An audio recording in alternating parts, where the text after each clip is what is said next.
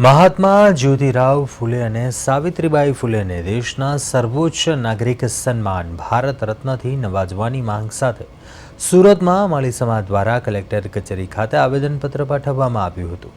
સમસ્ત માળી સમાજ મહામંડળ ટ્રસ્ટ ગુજરાતના નેતૃત્વ હેઠળ રાજ્યભરના 34 જિલ્લા મથકો પર એક સાથે આવેદનપત્ર આપવાની મુહિમ હાથ ધરાઈ છે કે જેના ભાગરૂપે સુરતમાં મોટી સંખ્યામાં સમાજના આગેવાનો અને ભાઈઓ બહેનો એકત્રિત થયા હતા। અગાઉ મુખ્યમંત્રી ભૂપેન્દ્ર પટેલને પણ રૂબરૂ મળીને માંગણી રજૂ કરાઈ હતી। માળી સમાજના આગેવાનોનું કહેવું છે ફૂલે દંપતીએ શિક્ષણ અને સામાજિક સુધારણા ક્ષેત્રે આપેલા ઐતિહાસિક યોગદાનને ધ્યાનમાં રાખીને તેમને ભારત રત્ન એનાયત કરવું જોઈએ અને આગામી દિવસોમાં આ માંગ વધુ તેજ બનાવવામાં આવશે।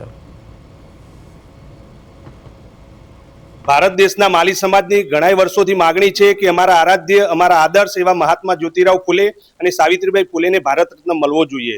આઝાદીના 80 વર્ષો પછી પણ જેટલી પણ સરકાર આવી છે તેમને આ નિર્ણય લેવામાં ઉદાસીનતા સેવી છે, પરંતુ હવે અમને એવું લાગી રહ્યું છે કે ટૂંક જ સમયમાં સરકારશ્રી દ્વારા નિર્ણય લેવામાં આવશે અને એના જ અનુસંધાને ગુજરાતના 34 જિલ્લા મથક ઉપર અમે કલેક્ટરશ્રીને આવેદનપત્ર આપી અમે રજૂઆત કરી છે કે અખંડ ભારતના પ્રથમ મહાત્મા એવા મહાત્મા જ્યોતિરાવ ફૂલે અને અખંડ ભારતના પ્રથમ મહિલા શિક્ષિકા એવા સાવિત્રીબાઈ ફૂલે શોષિત કચડાયેલા અને પછાત વર્ગ માટે ઘણા જ કાર્યો કર્યા છે। જે સમયે મહિલાઓની ઘરની બહાર નીકળવા પર પાબંદી હતી, શિક્ષણ પણ આપવામાં નહોતું આવતું, તે સમયે સાવિત્રીબાઈ ફૂલે પુણેમાં પ્રથમ મહિલા સ્કૂલ ખોલી અને તેના પછી 17 થી પણ વધુ સ્કૂલો ખોલવામાં આવી।